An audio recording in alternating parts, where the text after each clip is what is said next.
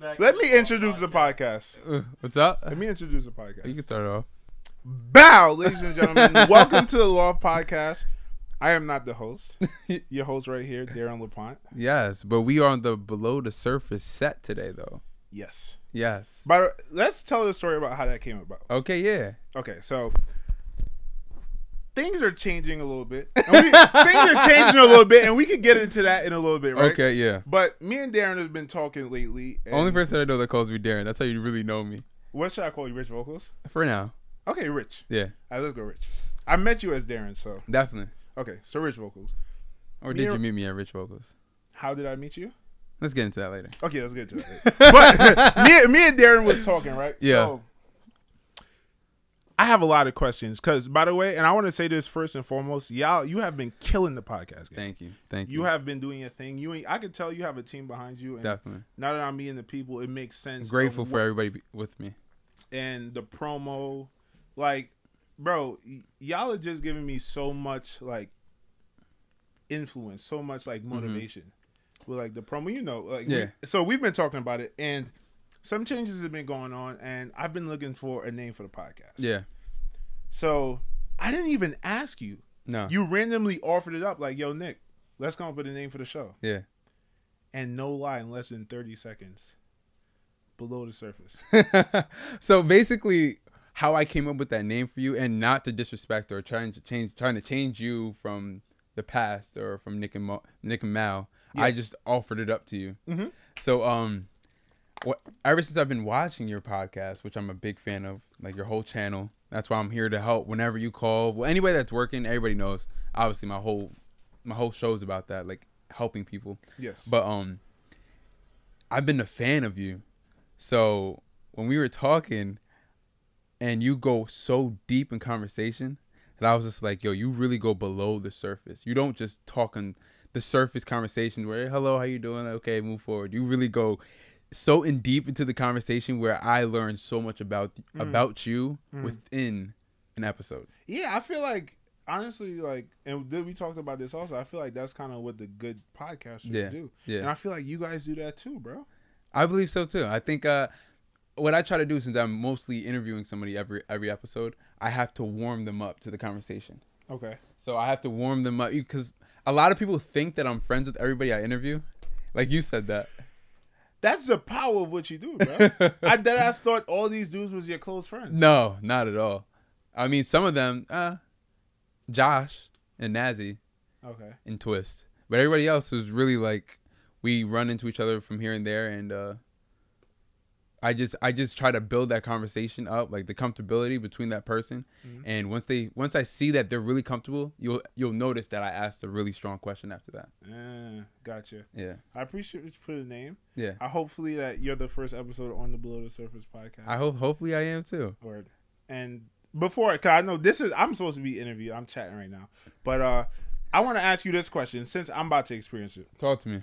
So, you started off with the Loft Podcast with your 4 friends, right? And I had a similar type vibe with me and my brother Malcolm. Yeah. And now Mal's not going to be able to do the podcast anymore. What was the transition for you going from doing a podcast with 4 people to the solo pod? Because I know that's probably a lot more pressure on you. What do you mean mentally, or do you mean like everything? Everything. Tell me what I should be expecting. I think the biggest transition would be mentally, because when I was preparing for a podcast every week, I know I could, if I was not up to par, I could rely on my 3 friends. I could rely on Stretch. I could rely on Cody. I can rely on Ozzy to bring their personality in, and they can overshadow everybody else. It's like, oh, you had a good episode today. Now when it's just you have to perform at your top every single time.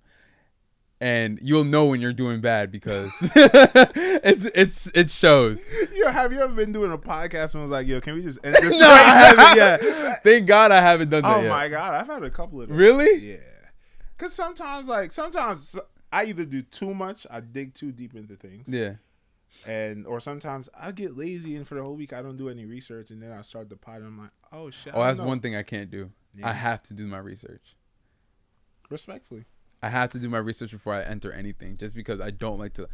The one feeling I don't like to have is the feeling of oh, what do I do here? Like I'm lost. That lost feeling makes me feel uncomfortable. And those are the moments where I'm like, yo, let's just stop this shit because I don't have anything to say to you. Exactly. Like I was telling you, and sometimes it's not even all about like just not preparing. Like sometimes it's just I get very anxious and nervous before podcasts. Also. You get nervous before podcasts? I get so nervous, but I'm happy that people aren't able to tell. Like before we started this shit, I was nervous as hell. I had no idea, bro. And like, so there's one podcast. I'm probably gonna take it down because it was so bad. It was actually we was interviewing Piff Marty in the Loft. It was a nice setup. Fire. Yeah. That's you know Alex Media who does Flagrant 2? Yeah. He owns that with Wheezy. Oh really? The girl from Horrible Decisions. Yeah. Fire studio. Yeah, Fire yeah. Probably can't even book it now because everyone uses it Definitely. for their own shit.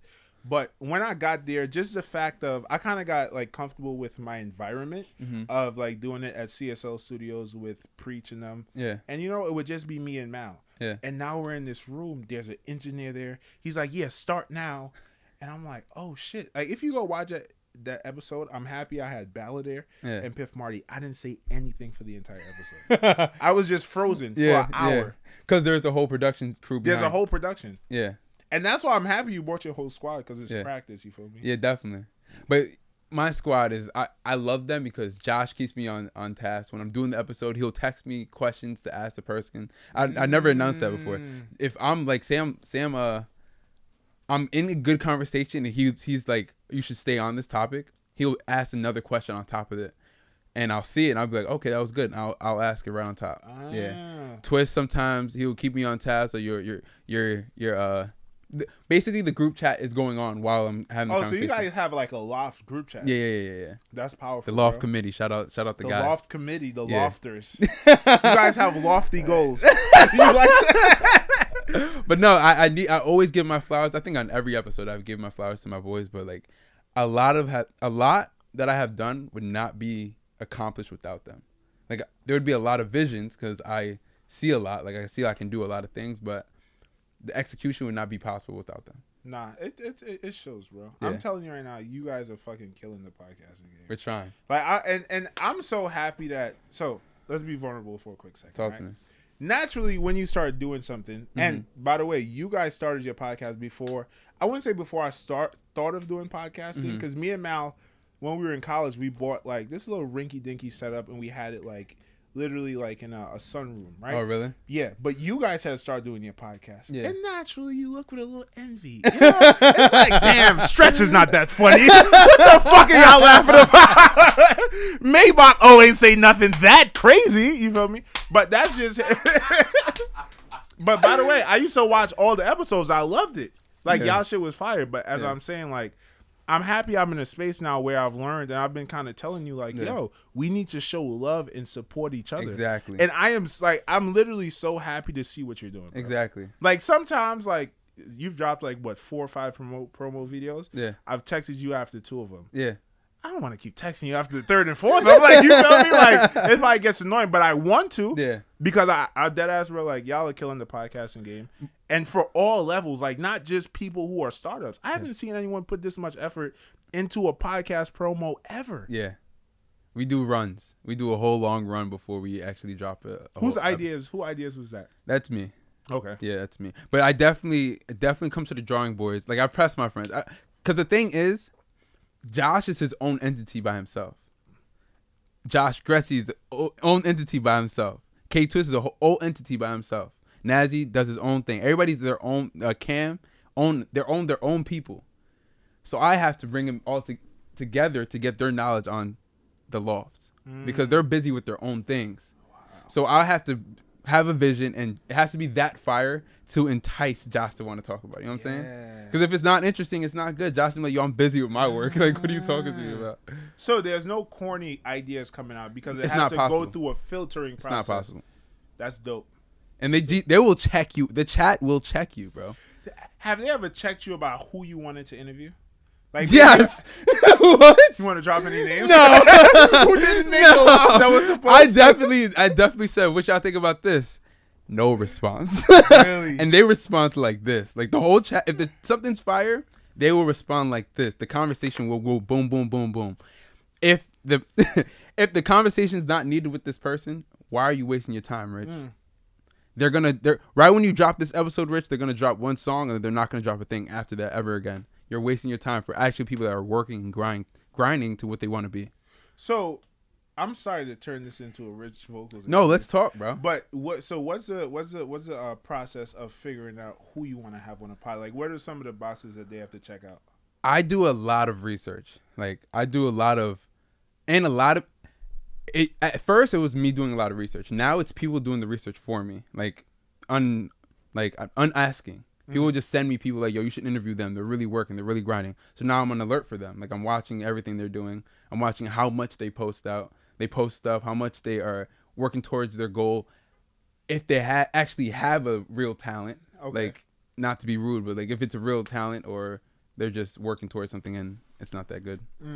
So there's levels to it where you have to be working. You can't just say you are. Yeah. Like, I'm a big on action. If you're just talking about it and saying, yo, when I drop this, it's going to be hard. When I drop this, it's going to be hot.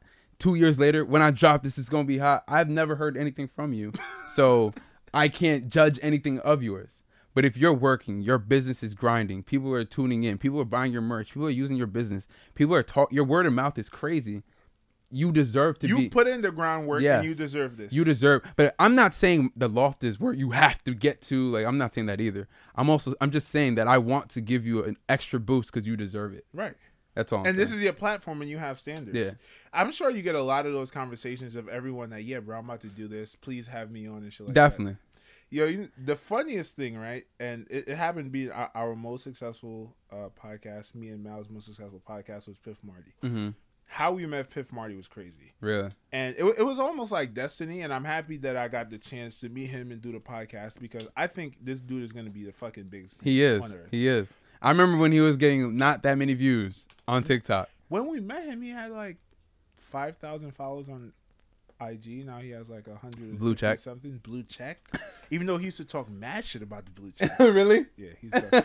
But like we organically met him, and I was saying it's kind of like destiny because we interviewed this guy, right? Chris DeJorio, and he owns like he owns like this car thing where they show off like a bunch of exotic cars. Yeah. And what he does is he builds houses. Yeah. And he built this store called Naked Retail in Manhattan. And it's a very dope store. What they do is like, there's no products. They just like, say you own like a clothing store. Yeah. And he owns like a massage chair company. Yeah. They'll like cycle things out. So every 3 months they have like 30 different products and they cycle it out. So we went there and Piff ended up working there. Yeah. And naturally we was just talking, bro. He didn't know I do a podcast. I didn't know he was a fucking rapper. Yeah. And he started telling me, yeah, bro, I rap. But he was so humble about it. I'm like, either this dude is mad trash. Either he fucking sucks or he's mad nice. Yeah, yeah. But I'm like, I gotta check it out. Seen it. I'm like, yo, we need this kid on the pod. Yeah. Because I had the vision. I'm like, yo, this is how, I don't like, obviously, we're not going to get any famous people on our podcast. Yeah. But the best we could do is see talent and be like, oh, that guy might be famous someday. And kind of like No Jumper. Yeah. When Triple X died, everyone's on the interview now. Or Triple X blows up, everyone's there now. And then, you know what I mean? That's how you build your platform. Yeah. It's hard sometimes, too, because you can see someone that has a great talent, but they're just not working towards it. Yeah. And they deserve the light, but you don't want to. Like, I want to give them an extra boost of having them on the pod, but then again, there's someone that's working, grinding, and they're just like, yo, I deserve to be up there, and they just took your spot. Yeah. So it's a battle, and I want to get everybody, especially up in Utica, to be on the podcast because I think Utica's talented all around. So talented. And it's just a hidden gem that people don't notice yet, but they will. Not only are y'all talented, y'all work hard. Yeah. I'm considered hard. Utica now. You are 1,000% Utica. I don't know how that decision came about. Like, what made you decide to say Utica? Well, your girlfriend lives in Utica, right? Yeah. But yeah, I was watching the Nazi interview. Probably my favorite interview from the podcast. Really? Yeah, because the things he was talking about, like, honestly, y'all spoke about music up front, and then at the end, you're talking about the mental health. Yeah. One thing that really hit on that interview for me was when he started talking about the growing relationship with his mom. Yeah, I love that. And that's something that I'm currently experiencing. I love that. And mind you, me and my mom have always had the best relationship. Like, that's my number one. Like, I'm a mama's boy. Yeah. But now that I'm 25 and I'm growing as a man and I'm realizing certain things about myself, I'm like, yo, there's ways I can help my mom become a better woman. Exactly. I don't know if you ever looked at it like that. No, exactly. Like, your mom for 18 years raised you and attempted to make you the best person possible that she could. Mm-hmm. Now, as a 25, 6-year-old, you can see insufficiencies in your mom's personality and try to help her out. Yeah. And based on that, and I stopped, I had a little attitude problem with her because she gets a little bit on my nerves sometimes. But ever since I got rid of that, like, our relationship has just been growing. You got a lot of people, which I sometimes do, we forget that our parents are people. We think of them like in this static form. Yeah. Like, they're fully formed. They're good. They don't live their life no more. They learned it all. Especially if they're good parents. Yeah. Because you're like, oh my God, you're a good parent. You achieved. That's what everyone aims to be in life. Yeah. Like, nah, bro, they still gonna make hella mistakes. Exactly. There's a lot of things your parents did to you that they feel really bad about. And facts. And they can't go back. They can only improve from that moving forward. Right. And I think the ultimate responsibility as a man is to probably try to help your parents be better. Yeah. Try to my ultimate goal is like to be able to retire my whole family. Retire them where they can just live their life. And when I say family, I mean my friends too. Like, where they can live their life on the go. Okay. Like, they don't have to. I can't do that because there's not even a sentence. You know what I'm saying? Do you want to retire? No. Yeah. Okay. You don't want to retire. No, right? I want to work. Yeah, that's I like to grind. So you just want to afford them the ability to chase the passions that they want. What they want to do. Okay, copy. Not this. They don't have to be a part of the rat race. Yeah. Yeah. I don't know. Like, I feel like, I don't want to say it because I'm trying not to be a hater, but I hate social media. Like, 1,000% hate social media. I know you guys love social media. No, I hate it too, bro. You hate social media? Yeah. I don't hate it. I'm just not the biggest fan of it.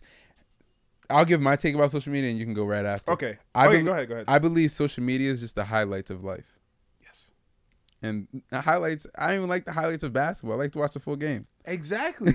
Because, no cap, perfect analogy. Yeah. You could watch a highlight, you see Dwight Howard hit 2 threes, and you think he's Ray Allen. Yeah. There's a lot of people that live their life thinking they Ray Allen when they really Dwight Howard from the 3-point line. Exactly. So, that's part of it. But also, I feel like, I don't know. So, like, the financial literacy thing on social media is very popular now. Yeah. Everybody's a guru. Everyone's a guru. I think it's toxic. Because, number one, like, you see guys like, what's his name? Gary Vee, or what's the other guy? Ty Lopez. And they're telling everyone, yo, quit your fucking job. Go become a business owner. Why are you still working? You're living with go live in your mom's basement and start a business. Yeah. That is so toxic, bro, because a lot of people are going to internalize that. And then there's going to be a lot of people at 50 that don't have retirement funds. They don't even know what the fuck they like doing because they've been, you know what I mean? Like, sometimes, bro, you got to calm down. You got to be a part of the system. The system exists for a reason. Yeah. And that's why I hate social media, because it pushes this toxic thing where it's like, yo, I have to retire by 30. Yeah. I have to retire by 35. Yeah. I don't even think retirement is all it's cranked up to be, bro. No. I think, you're right in that sense. I think social media definitely makes people rush their life. Yes. Because everybody's in competition. They go on social media. The first tweet you see is, I just bought a new house and I'm 18 years old. And you're just like, I'm doing something wrong. You're doing something wrong. But that's not true. And that's why I'm so happy, like, and so this is one of the questions I wanted to ask you, like, how you fell in love with podcasting, right? Like, what made you want to start a podcast? And I'm so happy I'm able to listen to people like Rogan and Charlamagne, because these are people who talk about their lives. Yeah. They're very real lives. There's no Instagram filter on it. Yeah. And Rogan will tell you, when I was 25, I didn't know what the fuck I was doing. At all. When I was 30, I was a fucking idiot. Yeah. I'm sorry for cursing. We can't curse on the live. I mean, you've done it. Wait, did I curse a lot? I mean, you did it already. I could count like 13 times already. Can we bleep it out? No, we're going to keep it. It's authentic. I have to keep everything authentic. Okay. Yeah, like, just, like, specifically Rogan, like, you just get to see, like, yo, life is not this. You're never going to be in a static form where you feel like shit is made. Yeah. And you're not going to retire at 35, most likely. Yeah. I feel as if, when I say, okay, maybe I used the wrong word, retire, in the beginning. I meant where they can live at their free, like, at their free. Like, agreed. They can live freely. And that's what I want for my family, because they deserve it. They've worked so hard from Haiti to here. Yeah. That's dope. So yeah, you I want to ask you before you ask me, how did you fall in love with podcasting? Charlemagne Rogan. Okay. Like, let's say this. At first, so when I moved to America, right? And the Loft is a podcast we could open up on, right? Yeah, definitely. We could be vulnerable. Be vulnerable. Welcome back to the Loft. Welcome back to the Loft, ladies and gentlemen. I when I moved to America, I moved here with my mom alone, and it was just me and her, and I was fucking excited. Where are you originally from? I'm from Trinidad. Okay. Valencia, to be specific. Shout out to all my people. You know what I mean? I know you remember some people. me. You know some Trinidadians? You. Hey, yeah, I don't have no Trinidadians in Utica. That's crazy. Yeah. There's a couple Trinis. There's a couple Trinis. I know a couple Trinis. You wouldn't know them. Like official Trinis? Yeah. Born and raised? Originally from Trini? Yeah. I don't know about that. I think they're like descendants. Yeah. You gotta introduce me to them. I'm gonna pull their cards and Oh, snap. see if they really about that Are you Trini feeling lifestyle. Trini? Is that a good accent? No, that's horrible. Yo, you know what's fucked up? I don't even have a good Trini accent. That was one of my questions. How are you born in a little bit of raised in Trini and you have an American accent? I was bullied when I first came to America for my accent, so I forced myself to cover it up. No lie. So I'm in school, right? First of all, I come from this small town in Trinidad. So small, you feel me? No like, shoes? I chose not to wear shoes. I used to get my ass whooped for it all the time, and that's why I have wide ass feet right now. Never wore shoes. I love that because my dad, originally born and raised in Haiti. Shout out Benin, right? My mom was raised in Port-au-Prince, little nice rich area. Okay. But my dad was raised in Benin, like country boy, like hard times, right? Yeah. And he says, you know, you're lucky that you got to wear shoes every day in school. I don't wear shoes. I went to school bare feet. No, but that's real though, bro. Yeah. And your dad is a lot older than me. Like, it was a lot of kids who didn't have shoes and stuff. Respectfully. Or they had like these little rubber slippers. You probably pay like $2 for it. Just a little piece of rubber that literally go under your foot and come through your toe. But what was I saying? Oh, why don't I have an accent?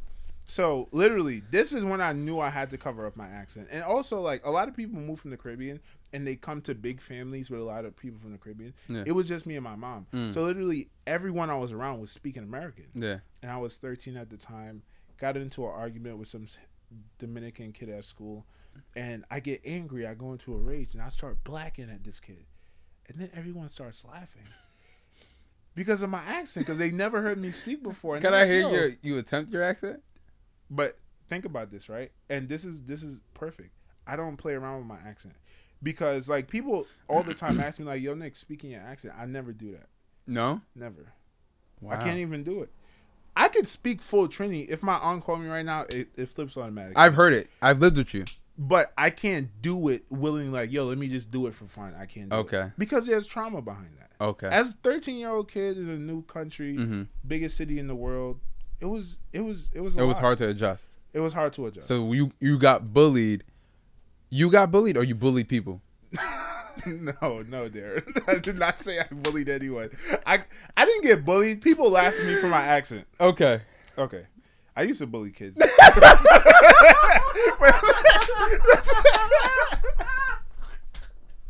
I'm not that person anymore. You changed. I'm a different person. No, you really are like, I don't know about you, but like in high school or before that, but as a whole, like, man, now you are a totally different person. Yeah. I've lived with you for a good amount of time, and I got to learn you. And in that moment, you were also growing. I was growing. We were college kids, so we were just growing to who we were. But I was a dickhead. You just put it very plainly. I was a dickhead. Not really to me though. I've witnessed you be to other people. You only been like that to like me 2 times. I can remember. Right. Yeah. But the thing is, I wasn't even aware that I was doing that. Yeah. And maybe it was like just defense mechanisms from being in a new country and feeling so vulnerable. You build up like, okay, I got to be tough. I'm in New York now. Kids are laughing at me now. Fuck that. Fuck everybody. Especially in New York. You feel me? Yeah. But these are things I'm now coming to realize about myself. Like, yo, there's a lot of trauma. And there's a lot of idiosyncrasies that you may have created to protect that little child, that little hurt child. Yeah. And you need to drop those defenses. I think you totally did. Now, I'm trying. Now, when I speak to you, you have no defense when I'm trying to give you advice or something. You just be like, oh, okay, I like that. And then you'll give me your answer after. Yes. Before, when I give you advice or anything, you'd be like, no. Shut it out. And that's how it was. Yeah. But think about how much of an idiot a person who lives their life like that is. Just shutting out information. Shutting out opinions. Yeah. You're going to be an idiot. You won't learn a thing. Right. So that's, long story short, that's why I have a full-fledged American accent. Okay. And my accent changes if I get around. If all three of you guys wasn't in here and only Josh and Josh was in here, I'd probably talk like a white boy. You feel me? Because I don't know. I just learned how to adjust. You adjust, but that's what us black people do though. Yeah. We adjust. So we get a phone call. Hey, how are you? How are you, buddy? Tony. Like, come on. Because if I answer with this, like, oh, ugh. I be trying not to do that though, because sometimes I feel it. Sometimes it makes me feel a little icky. Like, oh. Like, why'd I do that? You know, when the white girls at school say hi, you're like, hi. Like, Nick, you have never spoken like that in your life. You be like, damn it. I should be like, yo, what's good, my nigga? But we still haven't got into it. Why did you fall into podcasting? So, boom, I was going to take it back. So, as we're saying, right? Yeah. Someone who came from Trinidad, my father was in and out of prison, wasn't really in my life. So, what I did was, I didn't even realize I was doing it. I was searching for father figures in public figures. And that's how I kind of fell in love with Charlamagne the God. That's kind of how I fell in love with Joe Rogan. And I was just so attracted to these guys. I was like listening to shit they were saying, and I was learning how to be a man. And it was something just so attractive about that to me. And I just fell in love. Through that, I fell in love with the art of podcasting. Okay. And it's just like, bro, I truly think like Charlamagne the God, Joe Rogan, I think they're great men. Yeah. Before anything. And I think that's what make their podcast great. Like what you just said, like when I talk now, when you talk to me and you offer an opinion, I listen. Even if I don't like it, I'll listen and see where you're trying to come from. Because what you're saying might have some merit to it. And most likely it does. Yeah. Joe Rogan is perfect at doing that. Yeah. And that's why his podcasts are so inviting. Yeah, exactly. He listens to what people have to say, even if he disagrees. He takes it in. And there's a way to disagree with people without being offensive. And that's what I did it now. So that's why I fell in love with podcasting, just looking for father figures. Yeah. That's beautiful. That's actually a beautiful answer. I've never seen it like that. Yeah. I'm trying to think. My reasoning is, so my dad in Rockland had his own talk show. It was a Haitian talk show. And he interviewed guests. And I recently, when I was podcasting, I wasn't thinking of that. I was just doing it. Then I looked back and I was like, my dad used to do this. Wow. And so I think I fell in love with it because I was around it growing up. And I just like conversation with people. Like without cameras, without microphones. I just like to talk to people and pick at their brain. Like that, yeah, I just like to pick at their brain and see why they think a certain way. And how different am I from you? I would be more surprised if you've never started a podcast as opposed to the fact that you do one. Really? If your podcast becomes one of the biggest podcasts in the world, I would have been more surprised if you never did one. Wow. Like, just never tried it. Because I love this. That's who you are. At Lids, you did podcasts every day. And so you did. 10 people would come to the store and Dan would just talk them out for hours. And then be like, you want to get a hat? Yeah. Okay. Sales up. Like, you feel me? Facts. So. I love it. What people would you say influence you? Now that you're in podcasting, who are the people that you look to for easily Joe Budden. I remember I reached out to before I reached out to all my guys, I was sitting there and I was talking to Juan Boulevard. I was like, yo, and Jason, I was like, yo, I want to start a podcast. I feel like I just need to talk. Like, that's a therapy for me. Like, talking is therapy for me. So I just want to talk to my guys on a regular basis. He's like, word. I'm like, yo, I'm just going to hit up the guys that I know and I get into conversation. Like, when I get into conversation with Stretch is going to hit me with the conversation that's so out of whack that I'm going to have to think. So I hit up all the guys that when I get into conversation with them, it happens. So I put them all together. And Joe Budden created the network. And I'm like, I'm going to do that one day. And then Charlamagne created Black Effect. And then... there's just so much that there's Charlamagne. Who's my other guy? I always say Joe Budden. And you like Joe Rogan too? No? I'm a Joe Rogan fan. Yeah, okay. Yeah, Joe Rogan. Oh, also big respect to P Diddy because he created Revolt TV and the Loft TV. I followed the whole book to it. $1 million worth of game. I wasn't on it early, but Stretch put me on, so I tuned They're in. really good at podcasts. They're amazing. They're so natural. Interesting. That's the crazy part about it. Interesting, yeah. Yeah, I never really watch them though. So, and that's another thing. Like watching your podcast recently, has broken down another wall for me because when I started podcasting, it was hard for me to watch other podcasting. Really? Because I'd be in my head. No more. I told you I like listening to Rogan and Charlamagne the God, so I'll record an episode and like, why don't I sound like Rogan and Charlamagne the God? Yeah, like, idiot, you're not gonna sound like. Yeah, no, you won't. But I had to learn to get over that. You feel me? And so no, P Diddy definitely set the path for me. What I wanted to follow, just be like let things flow. You just know that you run it, like you created the vision and it's happening. Yeah. So yeah, but Joe Budden's the real reason why I started podcasting. Yeah, I think he's up there. Yeah. Let's get into some podcasting nerd shit, right? Talk to Who's me. the most talented? Like just in pure talent. And what do you like? What do you consider podcast talenting? What do you think makes someone interesting to listen to? I think the most. That's a tough question because there's different lanes for everybody. Yes. There's comedic podcasts. Mm-hmm. There's dark podcasts. There's real life podcasts. There's political podcasts. So it depends on the angle you're trying to go to. Okay. But it looks like more commercial podcasts. Like, for example, like a Joe Budden, Charlamagne the God, Rogan. They all kind of do the same thing, right? Current events, chilling, vibing kind of thing. I would say the characteristics that sticks out to people the most is how exciting you are. Yeah. And Joe Budden has that. He has it. He has it. People hate him, but still watch him. Yeah. The recent event that happened with him with Rory and Maul, which I called, by the way. Everybody called that. I called that. Did you call it? Yeah, I knew it was gonna happen. Okay. Joe Budden's done that 1 billion times, but people still watch him. Yeah. I think so.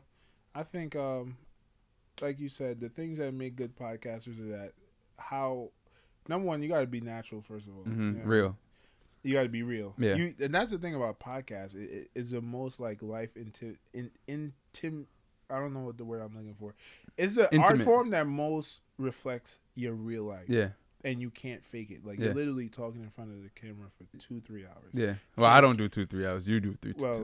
Yeah. Well, I'm saying no. Like, but even you do 40 minutes. That's a long time. It is. You can't fake that. You feel me? You can't. And I think the number one thing that makes these guys great are them being a great person. Yeah. And in Joe Budden case, having like really admirable characteristics. Yes. Because he has like, for example, the way I don't know, he's never seems to take anything too seriously.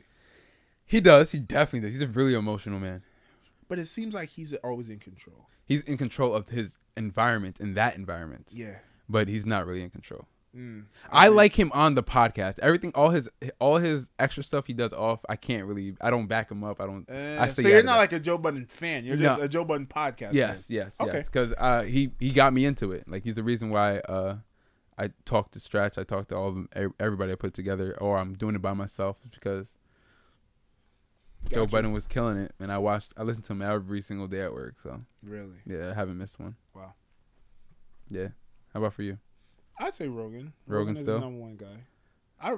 Rogan's exciting though. Like, low key. Yeah. And this is what I've realized like recently. Yeah. He talks very mellow. Yeah. But you like within that mellowness, he gets mad excited. Like he starts talking about so he'll just be like, dude, they fucking like, and just that little bit of excitement will like it pulls you in, bro. Yeah. It's weird. Yeah. It's not like a yelling or a boisterous laughter.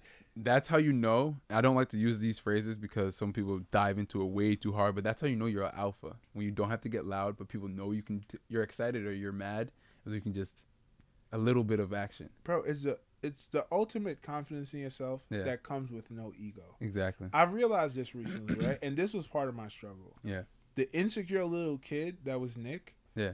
Created this big inflated ego. And what happens when you create an ego is that you don't allow shit to penetrate it because it's protecting that little innocent, insecure kid. Yeah. And that's why people who are really insecure, they become narcissists because they have to create an ego that's equally as big as their insecurities to protect it. Exactly. Right?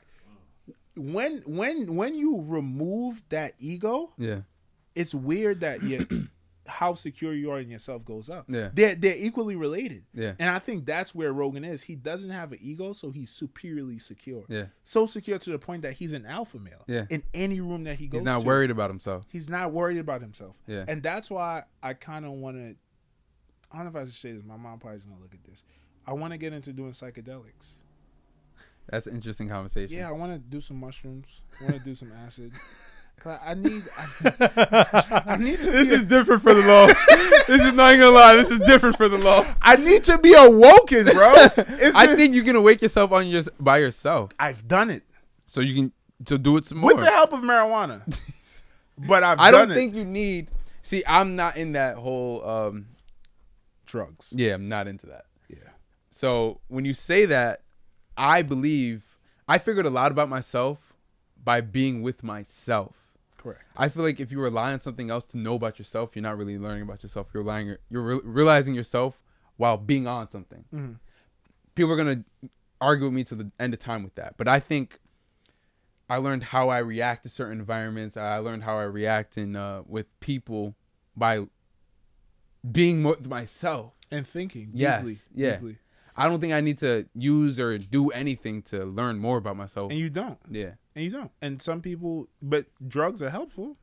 But that's the thing. We're all, and that's what we need to understand. Like, we're all different. Yeah. Like, definitely. No, I'm telling you, like, I do yoga a lot.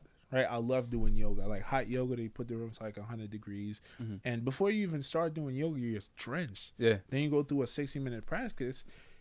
It feels like you just meditated for hours. Like you're in such like a mellow point, like just this state of like it's weird. Yeah. And life comes to you then. Yeah, yeah. So you could achieve those things. That's why a lot of people work out. You've heard about runner's high. Yeah. It's no different. You get in a certain state where life, you're able to look at life removed from your perspective. Yeah.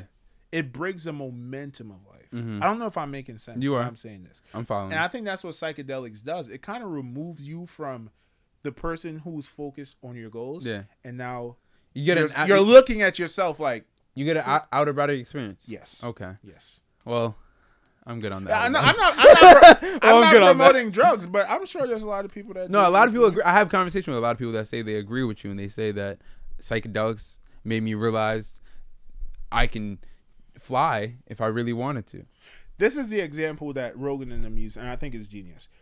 Think about going down a ski slope, right? Mm-hmm. As a baby, you're going down the ski slope for the first time. Yeah. But you don't know it's a ski slope because you're a baby. Yeah. And after you're like 18 years old and you went down that slope for multiple times, there's a slope that you always go down. You don't even realize that there's an entire like mountain around you. Yeah. And when you take psychedelics or for some people you smoke weed, you kind of have like a fresh slope. Mm-hmm. And you're able to just see life removed from the person that you are. Yeah. We're not promoting it, guys. This is not what the Loft Podcast is. The Loft Podcast does not support that. Darren made me remove my alcohol bottles from my studio because this is not the type of shit he promotes. No, I like to have just free conversation with just me and you. Respectfully. Definitely. But also, I like to say this on camera. Have I been this way since you've met me? What do you mean by that? Like proper moral set? Always. That's always who's so, well, when some people question me, like, I think you just do that for the camera. You do that. No, it's who you are. Yeah, like literally. talking on the phone with you, that's who you are. Like, yeah, Darren is just a straight person. And when you met me when you lived with me too. Yeah. Where did that come from? Is that no? It was just a thought when you said I removed the. No, I'm saying where did that come from? That's definitely my pops and my mom's the way I was raised. My dad's a pastor. My mom's a pastor. Yeah. I remember I went to y'all church one time. You did come to my church. I think it was on my birthday. Yes. Yeah. It was on How'd you like that experience? Fire. I love that. Church was mad hot. No fans in the church. It really felt like we was in Haiti, bro. I ain't even gonna hold you. But but it was a great experience though. I love that. And after that, we came to the city. Yeah. And you sang happy birthday for me I think I still have a video of that. Yeah. You sang happy birthday. I'll send it so you can do your thing and put it up on the screen. My mom always asks for you. Yeah. Every month. That's love. Nick, where's the guy that sang your birthday? I liked him so much. He was such a nice guy. Yeah. We were, me and you together was like every day. Right. That's love. Yeah. No, definitely. Great memories, brother. Great memories. We could go down memory lane crazy. My God. I think there was one time where we went to the beach. I thought you were to say something wild. No, nothing crazy. But we went to the beach. It was me, you, Juan, and Jason, and we came up with this big elaborate plan to rent a boat and have a party out front. You remember that? That was probably Juan. It was definitely Juan. That wasn't an elaborate plan that we thought of. It was Juan. Juan is the best public speaker I've ever met. He will make you think you can literally fly, and you've never jumped high in your life or something. He's just amazing at what he does. So when's Juan coming on the Loft podcast? That one I'm saving for when he accomplishes every goal he wants to accomplish and I accomplish mine. Only hard. because that's my best friend. And I spoke about doing the podcast before I done it with him. And he's talked about doing music before he started with me. So I think it's only right when we both accomplish what we want to do. And we accomplish all that.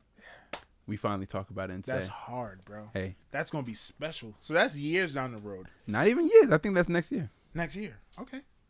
I think that's next year. I think I'm going to accomplish real big goals. What's that stretch?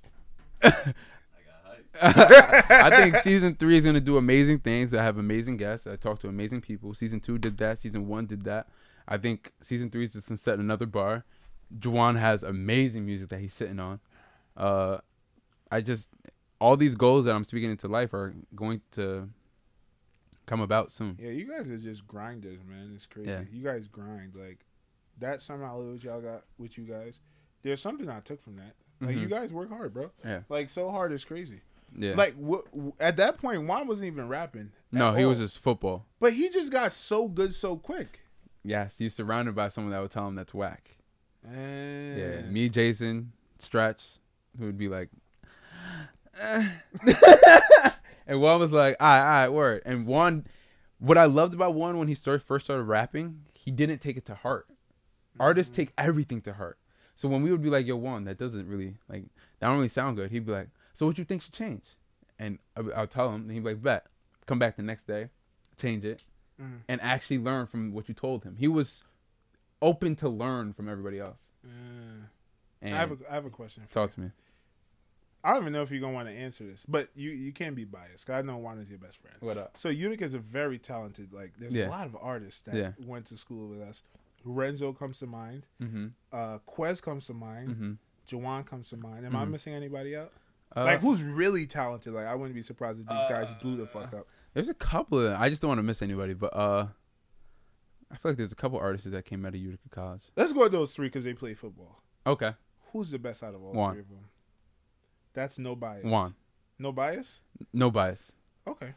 But I listen to Juan on a daily basis. Okay. Like, on a daily basis.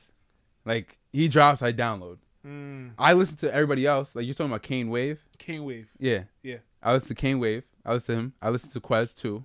Not saying they're not even close to bad, but I listen to Juan on a daily basis. Gotcha. Like, not He's even one of your favorite artists. Yeah. Like, okay.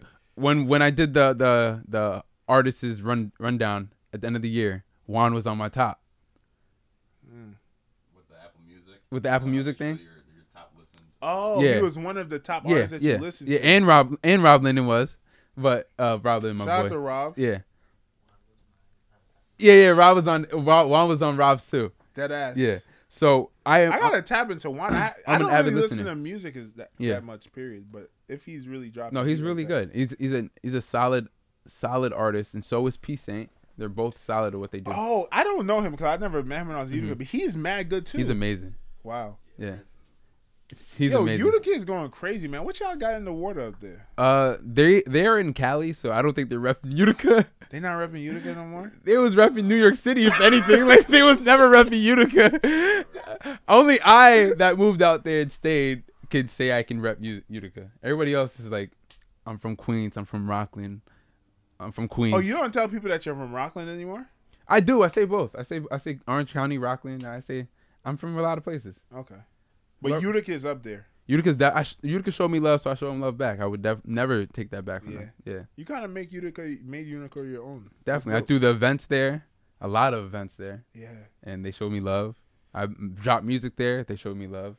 I don't know if this is your first event, but back again, this is when we were living together at Harley's. Yeah. Right. Oh man, you about to bring it back. Yeah, bro.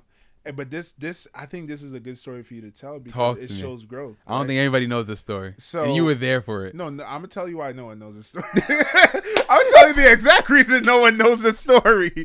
So Yeah. it was a party, right? D was hosting a party, probably one of your first parties at an actual bar or something like that. And obviously, I'm living with him, so it's like, yo, bro, pull out, let's go. By the way, I don't think even everyone that lived with us came to the party. No. But I got there, and it was D, Jason, and the guy that owned the bar. That was it. I'm like, do I stay? Like, do I vibe out with you guys? This is one of my most humbling moments for me. I've thrown house parties before that. Millions of house parties. And everybody came. Right? Mm-hmm. This is my first venue event. So I'm thinking I'm still going to get that same love at the venue. Like, I throw a house party, everybody comes. I'm going to throw a venue party, everybody's going to come. The owner's just like, yeah, this is going to be insane. He hires extra security guards. Like, you told me it was about to be crazy. It was like 11. They're extra like, security guards. Bro, just wait. People are coming. Extra bartenders. And I'm sitting there like, Nick comes. Nick's like, yo, I'm about to come with you. Real friend. Definitely came with me. And we sitting there. Unruly's doing his thing. And Nick being the guy he was, I don't know if you meant this in a mean way, which you said. You was just like, so, bro, you think people are coming? It's like 12 a.m. And when I tell people, when I first started out doing venues, nobody used to come. Nobody believes when I say that. But I'm just like, I promise you, it used to be nobody there. And I'm just like, wow. It was like, that happened to me like 2 more times. And I was just like, there's a science to it, though. There's a science to throwing events. And I know that now. That format, I got it down to a T. Like, I sit down at the round table at the Loft, I plan it down to a T, and I haven't failed since. Wow. But I think that's just a very important lesson, just like growth, bro. Yeah. You were there for that, though. I was there. And I've never been to one of your parties. I got to come to one of them. You never been to any of the good parties? Nah. I haven't. You left a bad taste in my mouth. That's fair. That is fair. Pause. Whoa, what did we just do? What did we just do? Wow. Boy, wow. But nah, you got to come to one of my events. Nah, man. Hell yeah. Definitely good, great vibes. Have you been doing anything this summer? We recently just did one. Me and Josh Graz and the after party, we did something. We threw an event in a day. And it was a great turnout. Okay. When's y'all next event? We got to go to the drawing boards before we say that. Okay, gotcha. But no, I really, that's so funny. That story of me throwing that party and nobody coming. That's so funny. What y'all did do? I think y'all threw on like, was Jason the DJ?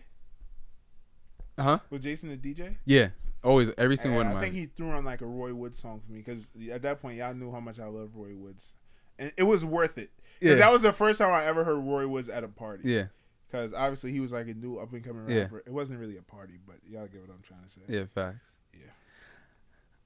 Yeah. Last question. I mean, we just talked. I didn't get to interview.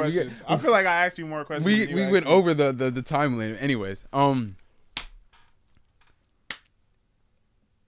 below the surface, when people are watching it, either you're out already, or you're coming out soon. What do you want people to get from the new season? What do I want people to get from it? Growth. Yeah. Just simply growth. Like, I don't even know who I am with the podcast.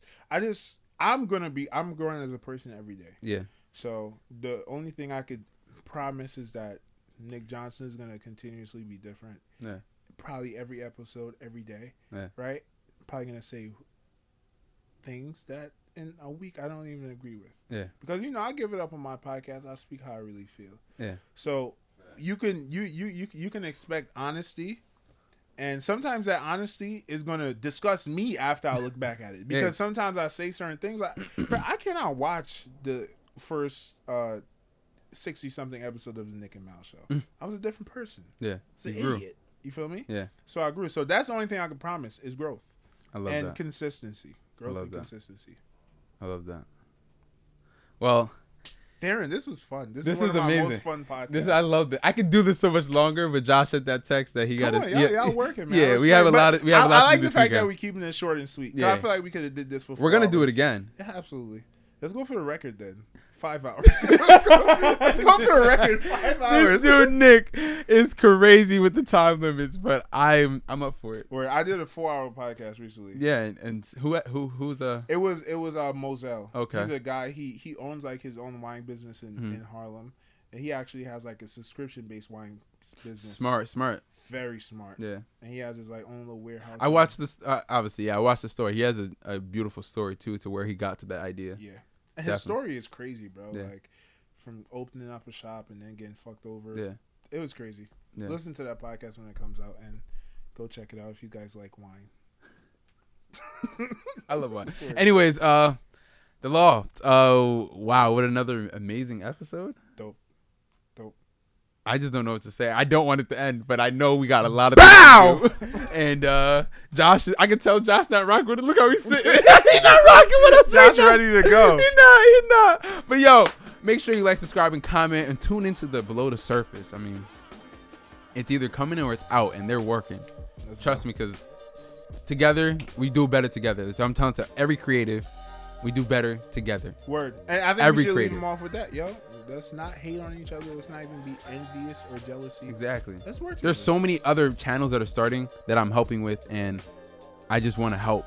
Like, nobody made it yet. We're all just helping each other to get there. And if you are envious, if you are jealous, it's your ego. And if you want to maximize the potential in life, you probably should get rid of that. Say that. The Loft Podcast. We out. We out.